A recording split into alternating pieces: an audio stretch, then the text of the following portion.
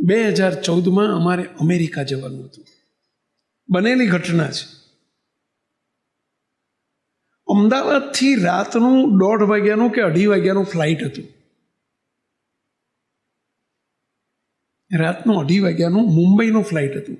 મુંબઈથી અમારી 5-5:30 વાગ્યાની, ત્યાંથી 5-5:30નું ફ્લાઇટ હતું અમારે અમેરિકાનું. અમદાવાદ એરપોર્ટ ઉપર અમે પહોંચ્યા. 100, 150, 200 રાતના 2 વાગે, 1:30 વાગ્યો. 100, 150, 200 હરિભક્તો બધા ખબર પડેલી એટલે વિદાય આપવા માટે આવેલા. અમારો 1.5-2 મહિનાનો પ્રોગ્રામ હતો. એક હરિભગત આપણા સત્સંગી એમના સંબંધીને લઈ અને એરપોર્ટ આવેલા. જુવાન ઉંમર, 25, 30, 40 વર્ષની ઉંમર હશે. અહીંયા પાટા બાંધેલા, અહીંયા આડા.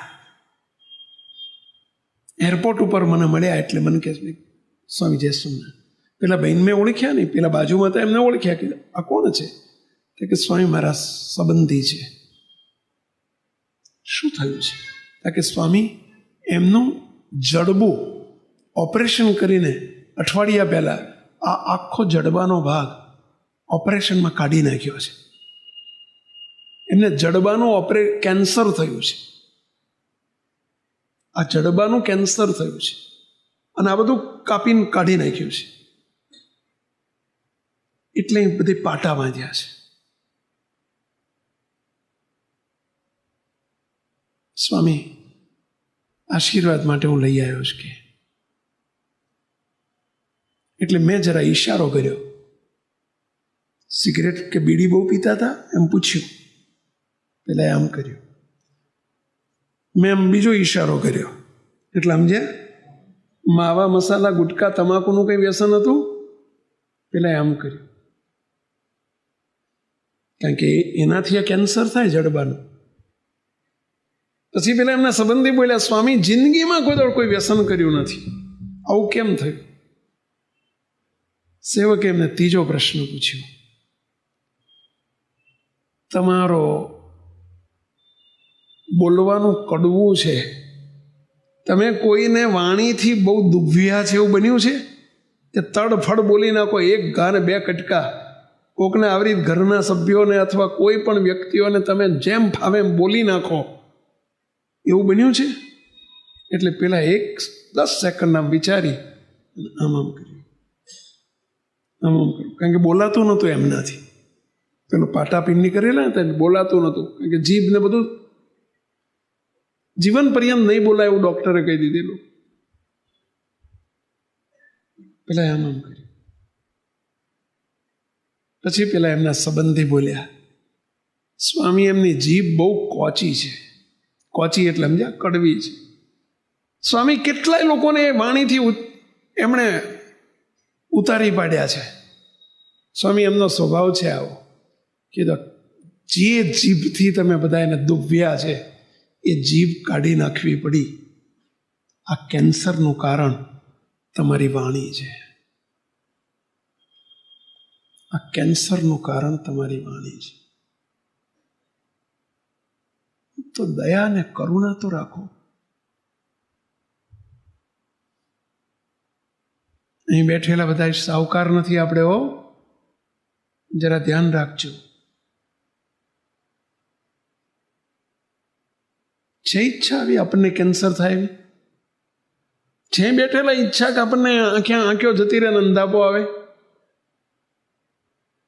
તો ચાલુ રાખજો આવું બધું. તો ઘરના પરિવારના સભ્યોને પણ, કે કોઈ પણ નાનામાં નાનો માણસ હોય, આપણી વાણીને કંટ્રોલ કરજો. દયા ને કરુણા રાખજો. કોઈ સામેની વ્યક્તિ દુભાઈ જશે તો, દુખાઈ જશે તો, એની આંતરડી કકળશે તો, આ વિચાર રાખજો.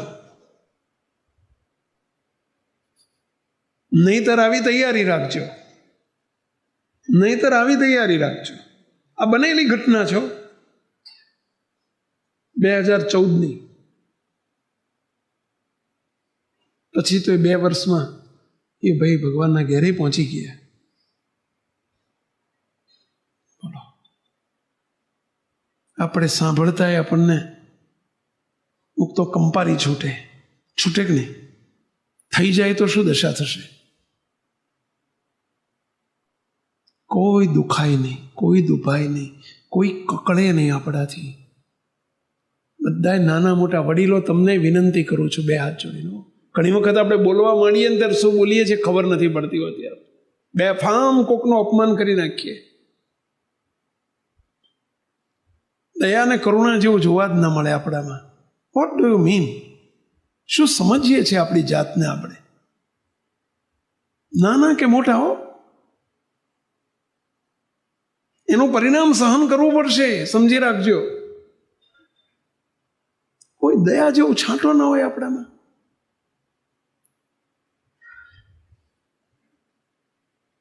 સ્વામિનારાયણ ભગવાનનું એક વચનામૃત વાંચું છું. મહારાજ શું બોલ્યા છે ધ્યાનથી સાંભળજો. સ્વામિનારાયણ ભગવાન વચનામૃતમાં આનો ઉલ્લેખ કરે છે, આ વાતનો. આ ફક્ત શ્રીજી મહારાજની વાણીમાંથી આપણે જરા તપાસીએ. સ્વામિનારાયણ ભગવાન શું બોલ્યા છે ધ્યાનથી સાંભળજો.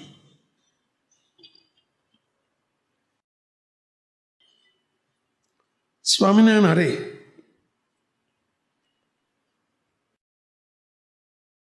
માટે આમ વિચારીને ભગવાનના ભક્ત હોય તેને અતિશય દયા અને કરુણા તથા અતિશય ગરીબપણું પકડી રાખો.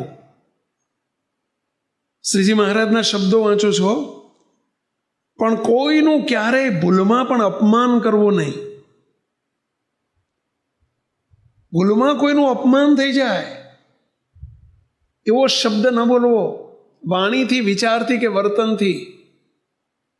બહુ ધ્યાન રાખજો કોના છીએ આપણે, કોણ છીએ આપણે, નહીંતર સહન કરવાની તૈયારી રાખજો.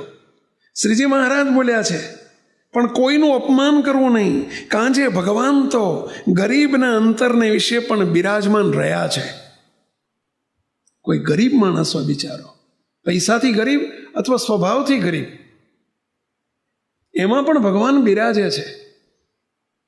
ચાહે પછી સ્ત્રી હોય, પુત્ર વધુ હોય કે બાળકો હોય કે મા બાપ હોય, ઘરડા મા બાપ હોય કે કોઈ ગરીબ તમારો કોઈ એમ્પ્લોય હોય, કોઈ વર્કર હોય, બિચારો દબાયેલો છે, નાનો માણસ છે, પણ એમાંય ભગવાન તો બિરાજે છે. ભલે અન્વયી શક્તિ કે વ્યતિરેક ડાયરેક્ટ, પરંતુ ભગવાન બિરાજે છે. પછી શું કહે છે? કાં છે ભગવાન તો ગરીબના અંતરને વિશે પણ બિરાજમાન રહ્યા છે. તે ગરીબના અપમાનના કરતલનું ભગવાન ભૂંડું કરી નાખે છે. આ શ્રીજી મહારાજના શબ્દો છે, વચનામૃત છે, ગઢડા પ્રથમનું 62મું વચનામૃત, 62, પ્રથમનું 62. એવું જાણીને કોઈ અલ્પ જીવને પણ દુખવવો નહીં. એના ભેળા ભગવાન બિરાજે છે, દુખાશે તો? ઘણી વખત બહુ દુઃખ થાય, આશ્ચર્ય થાય. બોલો, આજના યુવા પેઢીના યુવાનોને ઘણી વખત મા બાપને જેમ ફાવે એમ બોલી નાખે. તો ભગવાન બિરાજે છે સૌમાં.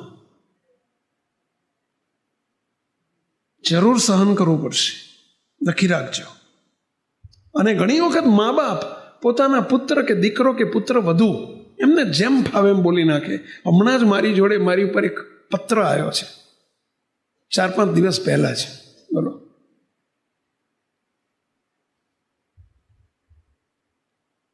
બહુ દયાજનક પત્ર છે. લિખિત નથી લખ્યું, પણ કોઈક સત્સંગી પરિવારે લખેલો પત્ર છે. રડતા રડતા પત્ર લખ્યો છે કે મારા સાસુ એમ કે મને એક કામવાળીની પેઠે રાખે છે. કોઈ દયા જ નહીં, કોઈ કરુણા જ નહીં. હું બીમાર હોઉં બે ભાઈ કોઈ લખેલો છે કે કોઈ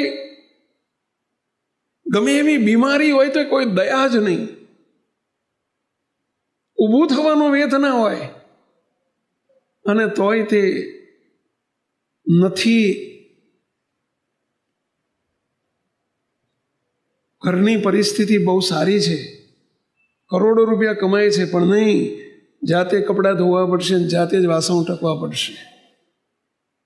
મુક્ત એક દયા ને કરુણા. આપણા બાપ કેવા દયાળુ છે.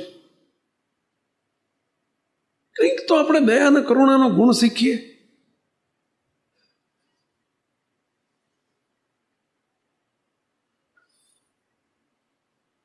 એક ભાઈ મારી પાસે આવેલા, મને કે સ્વામી, અમે છેલ્લા 20 વર્ષથી કોઈ સુખ જોયું નથી, શાંતિ જોઈ નથી, હેરાન થઈ ગયા છે સ્વામી, દાન ને પાન થઈ ગયા છે. આર્થિક મુશ્કેલી, સામાજિક મુશ્કેલી, વ્યવહારિક મુશ્કેલી, માનસિક મુશ્કેલી. સ્વામી, ઘરના અમે 6 સભ્યો છીએ, 6માંથી કોઈને નિરાંત નથી, કોઈને અંદર બનતું નથી. સ્વામી, ઝઘડા, ડખા, ટંટા, શારીરિક રીતે કોઈ સ્વસ્થ નથી. બધાએ તમે સ્વામી ભયંકર બીમારીઓથી પીડાઈએ છે. પૈસા તો રોટલા ભેગા થતા નથી. સ્વામી, આ બધાનું કારણ શું? સ્વામી, અમે શું ભૂલ કરી છે? સેવક એમનો ઇતિહાસ જાણતો હતો. સેવકે કહ્યું, દયાળુ, મારે ઘણી વખત તમને કહેવું છે, પણ તમને કૌક ના કહું, દુઃખ લાગશે, અવળું પડશે, એટલે હું કહી શકતો નથી. પરંતુ ક્યારથી શરૂ થઈ છે આ પરિસ્થિતિ? ત્યાં કે સ્વામી, છેલ્લા 20 વર્ષથી. તમને ખબર છે, તમારા 3 દીકરાની પત્નીઓને તમે છૂટાછેડા આપ્યા છે. 3 ખરાબ, બધા ખરાબ.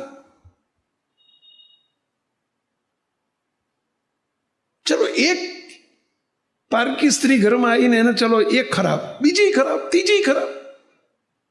કોક દિવસ તો વિચાર કરો. એક ભાઈ આવેલા, તે મને કે સ્વામી, હું જ્યાં અડું ને ત્યાં મને દુખે છે, જ્યાં અડું ને ત્યાં દુખે છે. કે અહીં અડું ત્યાંય દુખે, અહીં અડું ત્યાંય દુખે, અહીં અડું ત્યાંય દુખે, અહીં અડું ત્યાંય દુખે, જ્યાં અડું ને ત્યાં દુખે. સ્વામી, મારે ડૉક્ટર જોડે જવું છે. ક્યાં આવું કેમ? જ્યાં અડું ત્યાં દુખે. મેં કે તમારી આંગળી બતાવો છે. ત્યાં આંગળીએ ફોડલો થયેલો. મેં કે એ બીજે બતાવવાની જરૂર નથી, આંગળીએ ફોડલો છે ને તમે જ્યાં દબાવો ત્યાં દુખે. વાત સાચી છે કે નહીં વહેલા? એ શરીરનો વાંક નથી, તમારા આંગળીનો જ વાંક છે. આંગળીનો પ્રશ્ન છે. શરીરમાં કોઈ જગ્યાએ તકલીફ નથી. આની ટ્રીટમેન્ટ કરો. એમ પેલી બાઈ ખરાબ, પેલી બાઈ ખરાબ, પેલી બાઈ ખરાબ. તો તમે સારા છો એટલું જરા વિચાર કરો કે આમાં ખરાબી તમારામાં તો નથી ને.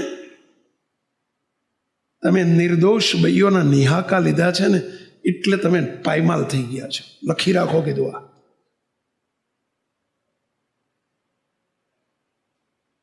તો કંઈક તો દયા અને કરુણા આપણે કોના છીએ તો વિચાર કરો. ખ્યાલ કરજો ક્યારેક આવું પગલું લેવામાં.